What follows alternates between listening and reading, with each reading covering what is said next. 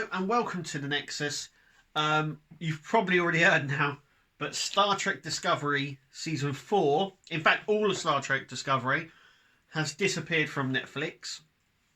And Season 4 we're not getting until Paramount Plus. It has sent the fandom into meltdown. We didn't get Star Trek Project E neither. And these are my internal thoughts over it. Yes, I'm pissed off. Very much looking forward to Star Trek Discovery Season 4. And it's just not there.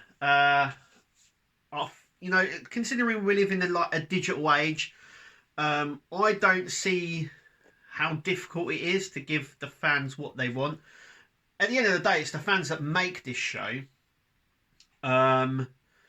But yeah, I'm just really pissed off. But I sort of understand why they've done it. So this goes back, way back. So CBS brought out All Access, which was their streaming service. I don't think it lasted very long. I think it lasted about two years. During that time, they wanted to release it, and they released it over here on Netflix Discovery.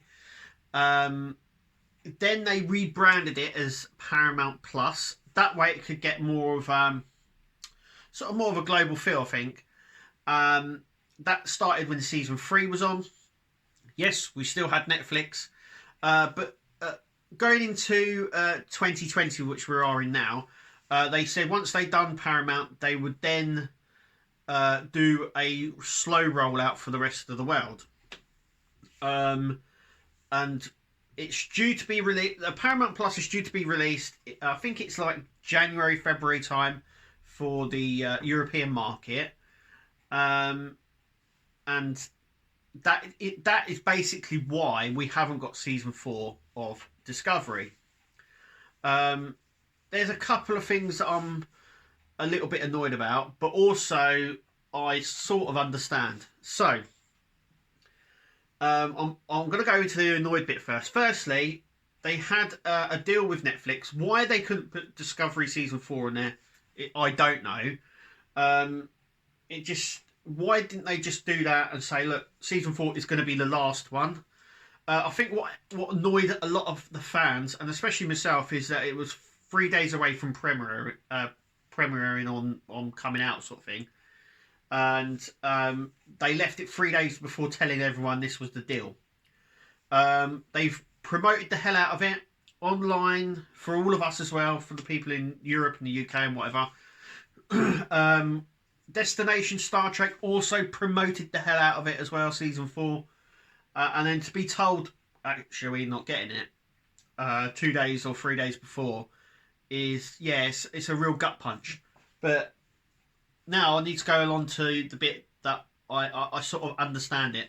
So, if you're starting a new streaming service, you'll obviously want people to join it and to be on there. Similar to what Disney Plus did. They're all pluses. I don't understand why they put Disney Plus, Paramount Plus. Yes, it's another streaming service. How many streaming services do we need? Well, it looks like we've got quite a lot.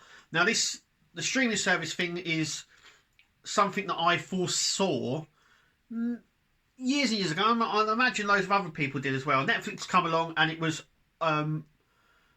ultra successful. It was so successful. Then obviously Amazon got in on the thing, and a lot of these film companies started looking around going, what we're missing out here. And it was only a matter of time before you had each sort of big studio releasing their own platform. Disney's done it. We've now got obviously Paramount Plus. There is a Warner Brothers channel, I've got to say, over in the States. I would not be surprised if that's released over here as well. And yeah, it's just, I mean, in the States you've got Hulu, you've got Warner Brothers, you've got loads. At the end of the day, I think going forward, we're probably going to see a lot more, even BritBox over here. And I think we're just going to see more of these sort of streaming services coming out from these companies. I think going forward, there's just going to be more of them. It's frustrating because I think terrestrial TV that we're normally watching now probably won't exist in its normal format in the next 5 or 6 years. But getting back onto Star Trek, like I said, I understand why they did it. So you've got Disney, you've got see what I mean? I'm just making there's so many services. You got Paramount Plus. You own things like Star Trek and all these other stuff as well, Transformers, all that sort of stuff. Now you'll want people to subscribe to it, similar to what they did with CBS All Access, is they sort of took all the Star Trek away. So or with Discovery, the only place that they did it was on there. So it was sort of like forcing you to do it. Now when it does come out, you're gonna, if you're a massive Star Trek fan, you're gonna have to get it to watch it. It's the only place you'll be able to watch it, unless it comes out until it comes out on DVD or Blu-ray. So it's a fairly good strategy. Is it a strategy that I like? No. Is it a strategy that works? Yes. It's just frustrating for a fan. It's frustrating. I understand it. Do I like it? No. But there has been talk of them still doing Picard and Lower Decks on Amazon Prime, which is okay. But I think if I'm going to have Paramount Plus, I would want them all on there, if you know what I mean. I wouldn't want to... I know a lot of people subscribe to Amazon Prime, but it's not one of my regular subscriptions. In fact, I only actually get it for the Star Trek stuff and to watch things like Grand Tour and stuff like that, and then I unsubscribe to it. And I suppose you could do that. Now, just before I go, Paramount are bringing out a standalone app. I don't know what it is, but if you're a Sky Q customer or a Sky customer like myself, you get it for free. And I suppose I'm a little bit happy with that. It's a bit like Peacock that's on Sky at the moment. There's no extra cost for a Sky customer. If you subscribe to the Sky Cinema package, you get it for free. Now, I have all the channels, so I'm a little bit okay with that. It means I won't have to pay any extra for it, and I'll have Paramount Plus. Like I said, though, it is coming up as a standalone app, so everyone will still be able to get it.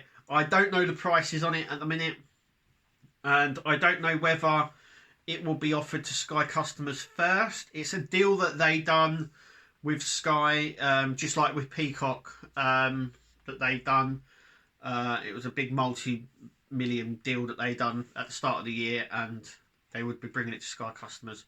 Now TV customers, I think you can get it for free if you have the cinema package. Similar to like if you have the cinema package on Sky Q. I've been a Sky customer for a long time. At least 7 years, probably even longer than that actually. So it's frustrating, but there's that little bit where I'm like, I can wait a month or two. I'm going to get it for free. Okay. You know, it is frustrating. It does mean that places are going to be filled with spoilers. But yeah, it is what it is. But yeah, as a fan, I'm pissed off. But I understand why they've done it. But it's not a good move. It's not a good move. You know, the Star Trek fans don't... I suppose it's one of the many things that we actually agree on. Some people might see it as a saving grace, like don't like Discovery. I like it. I know a lot of people didn't get it, but now there's no Star Trek Discovery on Netflix, and when Disney Plus does Disney Plus, I've done it again. Paramount Plus. That's because there's everything on Disney Plus. Paramount Plus. Get it straight. Get it right. Paramount Plus. When it does get released, I would imagine that a lot of the property, a bit like with Disney Plus, but we're talking about Paramount Plus, remember that. will eventually come off of the other places as well. So expect the rest of the Star Trek, just like it is in the US. Expect it all to come off of Netflix eventually and be on Paramount Plus anyway. I would imagine that there was probably with in terms of Amazon Prime, there was probably always going to be a 3 year deal with that, and I know they said that they're still going to be streaming it on there, but I'm wondering whether they're also going to be streaming it on Paramount Plus as well, which would be a bonus, meaning you wouldn't have to get so many subscription services because there are so many about at the minute. But like I said, that's only probably going to get worse as we go further into the years. But like I said, terrestrial TV is probably dead or dying now, and it won't probably be in its normal format. But yeah, overall, I'm annoyed, but I understand it. Anyway, that's me rabbiting on. Thank you for listening, and we'll see you at the next video.